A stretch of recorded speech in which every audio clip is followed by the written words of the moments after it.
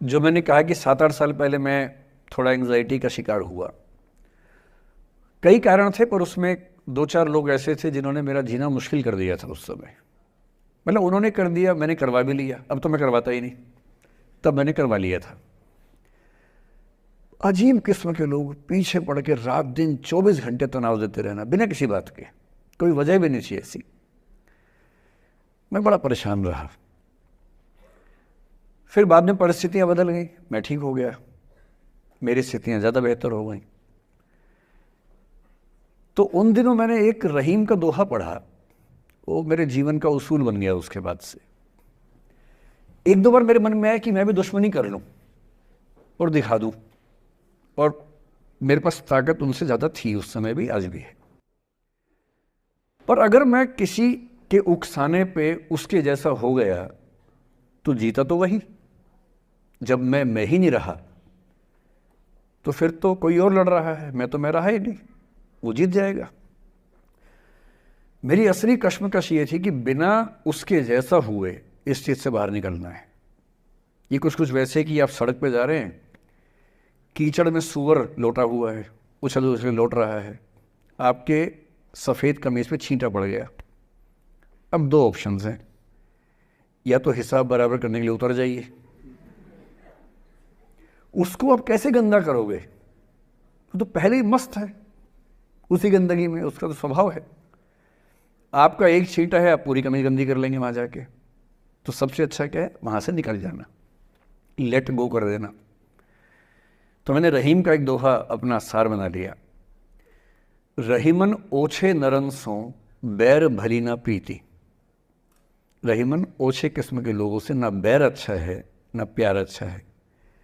काटे चाटे श्वान के दुह भांति विपरीति। कुत्ता काटे तो दिक्कत, कुत्ता चाटे तो दिक्कत। तो मेरा उसूल क्या है, इस तरह के लोगों से ना दोस्ती ना दुश्मनी, ना दिल में ग्रजेस रखने हैं कि हिसाब बराबर कर दूंगा, हरा दूंगा, रखना ही नहीं।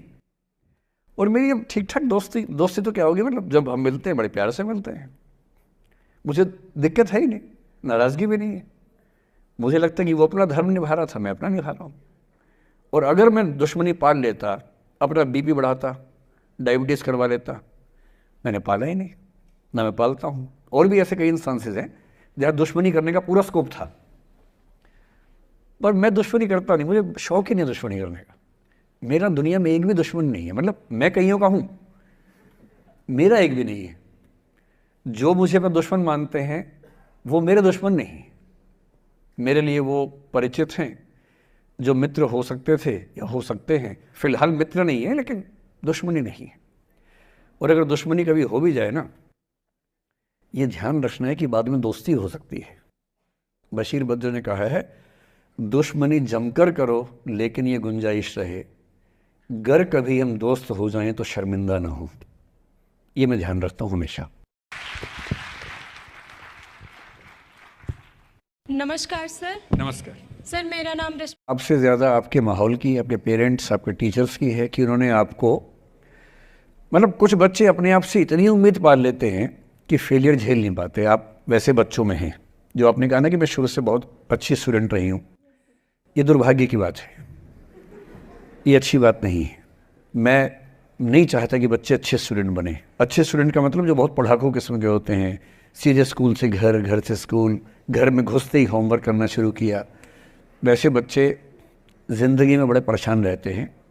बच्चों को होना चाहिए छटा हुआ टाइप का, शरारती, बदमाश, मतलब काम भी करें स्कूल का, लेकिन बेसिकली आपको स्मार्ट होना है, कॉन्फिडेंट होना है। पढ़ाकू होने से ज़िंदगी बहुत अच्छी नहीं चलती है।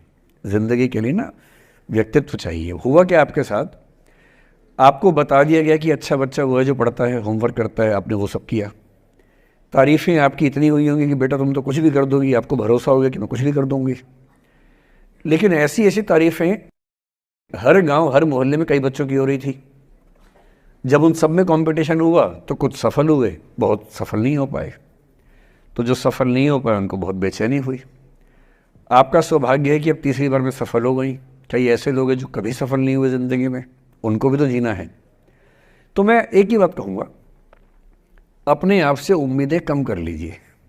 और ये आसान नहीं होता है, इसका तरीका ये है कि एक दो ऐसे अच्छे दोस्त जो अच्छे भी हैं, दोस्त भी हैं और बहुत उम्मीदें ना रखते हैं, ना आपको रखने देंगे अपने आप से।